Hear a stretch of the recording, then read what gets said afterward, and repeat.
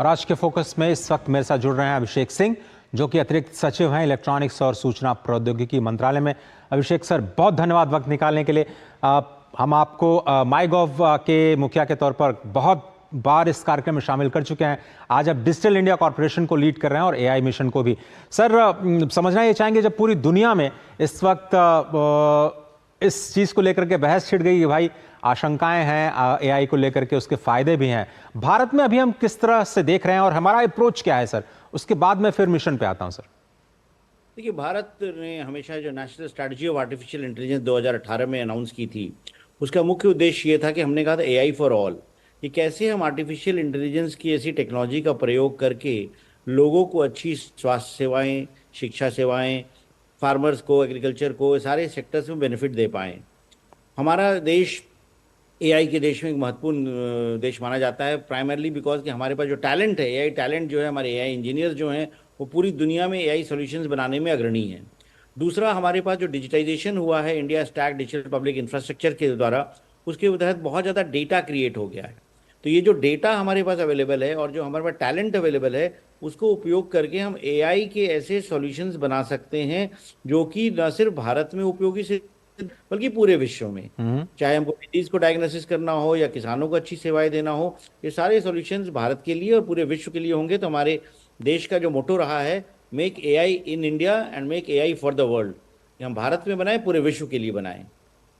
जी, अब sir AI mission को लेकर के अभी जो अमेरिका से खबर आ रही है कि वहाँ पे एक नए बोर्ड का गठन किया गया है। जितनी बड़ी कंपनियां हम लोग सोच सकते हैं एआई में या फिर आईटी में, 20 नई कंपनियों के जो सीईओज हैं एडवाइजरी बोर्ड देंगे कि वहाँ पर इंफ्रास्ट्रक्चर को लेकर के कुछ अगर थ्रेट्स आते हैं तो कैसे बचाया जाए। तो क्या ऐसी जोखिम से जो रिस्क हैं उसके लिए भी हम तैयार हैं? उसकी तैयारी हम लोग कैसे कर रहे हैं? तो ये हमारा उद्देश्य हमेशा से रहा है रिस्पॉन्सिबल एआई बनाने का, कि हम कैसे एआई को सेफ और ट्रस्टेड बनाएं, कि जब आर्टिफिशियल इंटेलिजेंस से लोगों को हम बेनिफिट्स दे रहे हैं, साथ साथ कुछ ऐसा ना हो कि किसी तरह का नुकसान हो। आपको पता हो जो खतरे हैं आज की तारीख में, कि एआई का प्रयोग जो असामाजिक तत्व हैं, एंटी सोशल एलिमेंट्स हैं, वो डीप फेक्स और मिस इन्फॉर्मेशन के लिए भी कर सकते हैं, जो कि अभी स्पेशली डेमोक्रेटिक कंट्रीज के लिए, चूंकि हमारे देश में इलेक्शन चल रहे हैं, वो बहुत बहुत डेंजरस प्रूव हो सकती है। समय समय पे इस समझ में आता है कि एआई का उपयोग करके डीप फेक बना दिया गया। तो हमारे देश में भी एक कमेटी है जिसके तमाम एक्सपर्ट्स हैं, साइंटिस्ट हैं, इंजीनियर्स हैं, इंडस्ट्री के लोग हैं, सरकार के लोग हैं, जो ये देखती है कि कैसे हम एआई को सेफ और ट्रस्टेड बनाएं, जहां हम एआई की गलत उपयोग को रेगुलेट कर पाएं और साथ में सही उपयोग के लिए इनोवेशन को प्रमोट कर पाएं। और ये जो मिशन है सर, इसको हम पब्लिक प्राइवेट पार्टनरशिप में कह रहे हैं, तो हम आपसे ये समझना चाहेंगे कि पब्लिक सेक्टर मतलब सरकार कैसे एआई का इस्तेमाल करे, और क्या कंपनीज भी अब अपने यहाँ पर जो अपनी गतिविधियाँ हैं उसमें एआई और एमएल का इस्तेमाल कर रही हैं, और दोनों ही इकोसिस्टम अब एक साथ आगे काम करते हुए नजर आएंगे?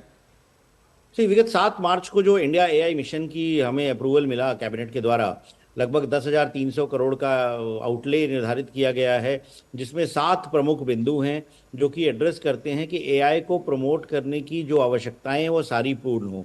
नंबर 1 जो है, जो हमारे देश में एआई को प्रमोट करने जिसकी आवश्यकता थी, वो एआई कंप्यूट की, कि एआई को चलाने के लिए जो रिसर्चर्स और स्टार्टअप्स होते हैं उनको कंप्यूट की आवश्यकता होती है, चिप्स की आवश्यकता होती है जो बहुत महंगी होती है। तो उसके लिए 10,000 जीपीयू का एक कंप्यूट इंफ्रास्ट्रक्चर बनाने का प्रावधान है पीपीपी मोड में, जिसको किसी प्राइवेट सेक्टर पार्टनर के द्वारा बनवाया जाएगा। सरकार उसको सपोर्ट करेगी और एआई के एप्लीकेशंस का उपयोग होगा। दूसरा एक हिंदू जो इंडिया एआई मिशन में अप्रूव हुआ है, वह है कि इंडिया के फाउंडेशनल मॉडल बनाने का। आज जो हम एआई यूज़ करते हैं, चैट जीपीटी यूज़ करते हैं या फैल्कन यूज़ करते हैं या लामा यूज़ करते हैं, मिस्ट्रल यूज़ करते हैं, जितने फाउंडेशनल मॉडल हैं ये वेस्टर्न सोसाइटीज़ के द्वारा बनाए गए हैं, वहाँ के डेटा सेट पे ट्रेंड है, वह हमारे देश के लिए उपयुक्त नहीं है। इसलिए हमको अपनी भाषा में, इंडिया के प्रवेश में, इंडिया के कॉन्टेक्स्ट में फाउंडेशनल मॉडल बनाने की आवश्यकता है, जिसके लिए इसमें प्रावधान किया गया है। तो क्या आगे जाते हुए सर हम अपने खुद की लैंग्वेज डेवलप कर पाएंगे और अपने स्टूडेंट्स को उसी लैंग्वेज की शिक्षा दे पाएंगे, पाइथन के बजाय, या फिर जो दूसरे लैंग्वेज में कोडिंग की जा रही है, ये हम समझ पाएं? वो ज़्यादा इंपॉर्टेंट ये है कि हम सेवाएं भारतीय भाषा में दे पाएंगे और वॉइस इनेबल्ड सर्विसेज होगा। जैसे एक भाषिनी प्रोजेक्ट है, वो भी एआई का उपयोग कर रहा है, जिसमें हम किसी भी भाषा से किसी भी भाषा में ट्रांसलेट कर सकते हैं। परंतु जैसे हम अगर बोलते हैं चैट जीपीटी पे या कोई भी जो एआई एप्लीकेशन है कि किसी भारतीय किचन की फोटो दिखाओ, तो वो अभी भी वो दिखलाएगा कि चूल्हा जल रहा है और लकड़ी जल रही है, जबकि जो उनके पुरानी धारणा है, पुरानी जो सेंस है, उसके ऊपर ट्रेंड है वो डेटा सेट। जबकि आज भारत में काफी बदलाव हो चुका है, एलपीजी सिलेंडर्स ही हैं, तो हमें आवश्यकता है सिंपल तरीके से कि अपना जो फाउंडेशनल मॉडल है, अपने जो एआई मॉडल्स हैं, उसको हम भारतीय डेटा सेट्स पे, भारतीय परिस्थिति में और भारतीय कॉन्टेक्स्ट में ट्रेन कर पाएं। तो उसके लिए इंडियन फाउंडेशन मॉडल्स बनाने का रिसर्च काफ़ी कुछ चल रहा है हमारे आईआईटीज में और शैक्षणिक संस्थाओं में। तो उसको प्रमोट करने के लिए इस इंडिया एआई मिशन में प्रावधान किया गया है। सर, आपने 7 पॉइंट्स की बात की थी। दूसरा पॉइंट था जो आप बता रहे थे कि लैंग्वेजेस पर आप फोकस कर रहे हैं। मैं चाहूंगा कि थोड़ा सा अपनी बात कंप्लीट करें, जिससे हमें भी पता चल पाए कि फोकस क्या क्या है। तो मैंने बताया, पहला कंप्यूट हो गया, कंप्यूट 10,000 जीपीयू स्टैब्लिश करने का। दूसरा भारतीय इंडियन फाउंडेशनल मॉडल बनाने का उद्देश्य है। तीसरा जो परम महत्वपूर्ण बिंदु है इसमें, वो इंडिया डेटा सेट्स प्लेटफॉर्म बनाने का, क्योंकि एआई का उपयोग करने के लिए हर व्यक्ति को डेटा चाहिए, डेटा हर सेक्टर का चाहिए, डेटा ऐसे फॉर्म में चाहिए कि प्राइवेसी प्रिजर्व्ड हो, एनोनिमाइज्ड हो, एपीआईज के माध्यम से एक्सेसिबल हो। तो इंडिया डेटा सेट्स प्लेटफॉर्म और इंडिया डेटा सेट एक्सचेंज बनाने का इसमें प्रावधान किया गया है। चौथा जो सबसे महत्वपूर्ण, एक तरह से आप कह सकते हैं, जो लोगों को सीधे सीधे लाभ पहुंचेगा, कि 25 AI applications nation wide roll out किए जाएंगे। वो अलग अलग सेक्टर में होंगे। जैसे एआई का उपयोग किया जा सकता है ट्यूबरकुलोसिस को डायग्नोज करने के लिए, एआई का उपयोग किया जा सकता है किसानों की पौधों में जो बीमारियां आती हैं उसके बारे में जानकारी करने के लिए एआई का उपयोग किया जाता है, फार्मर्स को एडवाइजरी देने में कि कितना वो पेस्टिसाइड डाले, कितना वो इरिगेशन के लिए वाटर डाले, ताकि जो फार्मर की कॉस्ट होती है वो सेव हो पाए और उसको ज़्यादा बेनिफिट मिल पाए। तो 25 एआई एप्लीकेशंस अलग अलग सेक्टर में डेवलप किए जाएंगे। ये एक चौथा इनिशिएटिव है। पांचवा इनिशिएटिव जो है AI future skills. Future skills का मतलब है कि हम कैसे एआई के क्षेत्र में अपने टैलेंट को बना पाए। इसके तहत पूरे देश में लगभग 200 डेटा लैब बनाए जाएंगे। जो छोटे शहर हैं, टियर 2 टियर 3 सिटीज़ हैं, उसमें लोगों को डेटा साइंटिस्ट, डेटा एनालिस्ट बनाने के लिए ट्रेन किया जाएगा। और इसके अलावा प्रति वर्ष 400 बीटेक स्टूडेंट्स, 500 एमटेक स्टूडेंट्स और 100 पीएचडी स्टूडेंट्स को फाइनेंशियल सपोर्ट दिया जाएगा एआई के क्षेत्र में काम करने के लिए, एआई के क्षेत्र में प्रोजेक्ट्स करने के लिए। और हर क्षेत्र में लोगों को एआई के लिए स्किलिंग, अपस्किलिंग का भी प्रावधान किया गया है इंडिया एआई फ्यूचर स्किल्स में। जो छठा सबसे महत्वपूर्ण, अगेन बहुत ज़्यादा महत्वपूर्ण है, क्योंकि एआई की दुनिया में आगे बढ़ाने में स्टार्टअप्स का बहुत योगदान रहेगा।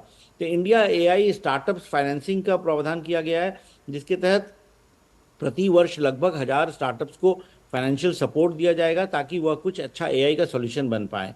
और सातवां जो, जैसा आपने पहले बताया, सेफ एंड ट्रस्टेड एआई बनाने के लिए जो कुछ काम करना है, असेसमेंट फ्रेमवर्क्स बनाने हैं, एआई सॉल्यूशंस का परीक्षण करना है, ये सुनिश्चित करना है कि एआई लोगों के हित में ही काम करे, और अगर कोई दुरुपयोग कर रहा है, अगर कोई मिसयूज कर रहा है, अगर कोई एआई का अब्यूज कर रहा है, तो उसको रोकने के लिए जो रेगुलेटरी फ्रेमवर्क है उसको बनाने के लिए प्रावधान किया गया। तो ये 7 जो महत्वपूर्ण पिलर्स हैं इंडिया एआई मिशन के, ये सुनिश्चित करेंगे कि भारत एआई के क्षेत्र में अग्रणी स्थान अपना बना पाए पूरे विश्व में, और साथ में रोजगार मिल पाए और लोगों को और इकोनॉमी में काफी हद तक कंट्रीब्यूट कर पाए आर्टिफिशियल इंटेलिजेंस। जी सर, आप मेरे साथ बने रहिए। और जिस तरह से आपने कहा कि जो रिस्क को लेकर के पूरी दुनिया में एआई को लेकर के जो गतिविधियां हैं, उसको लेकर के अमेरिका से ये खबर आ रही है कि जो बड़ी कंपनियां हैं उनको लेकर के एक एडवाइजरी बोर्ड बनाई गई है। आपको ये खबर दिखाते हैं।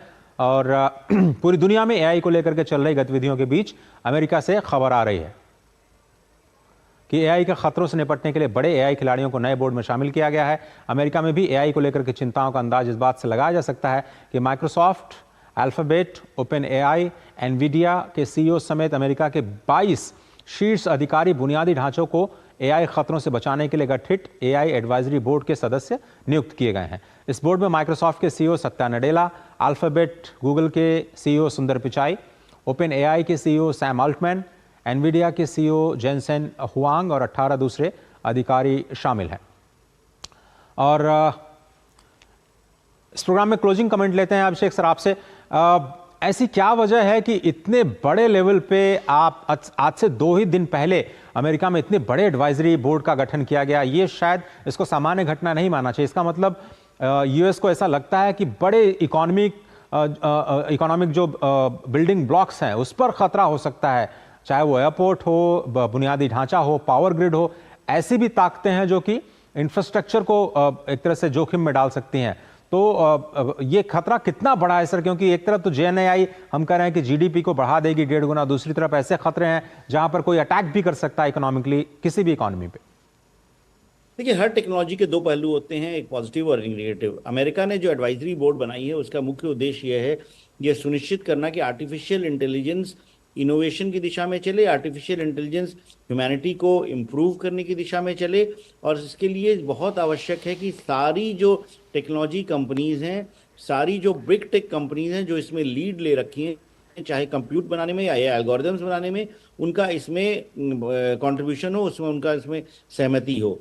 तो इस दिशा से यूएस ने जो एआई एडवाइजरी जारी की थी लास्ट ईयर 31 अक्टूबर को, उसी के क्रम में अगला चरण ये है कि उन्होंने ये रेगुलेशंस दिए हैं। उन्होंने एक हैकाथन भी लॉन्च किया है, चैलेंज राउंड लॉन्च किया है कि हम कैसे डिस्टिंग्विश करें कि कौन सी चीज़ मशीन कर रही है, कौन सी चीज़ ह्यूमन कर रही है।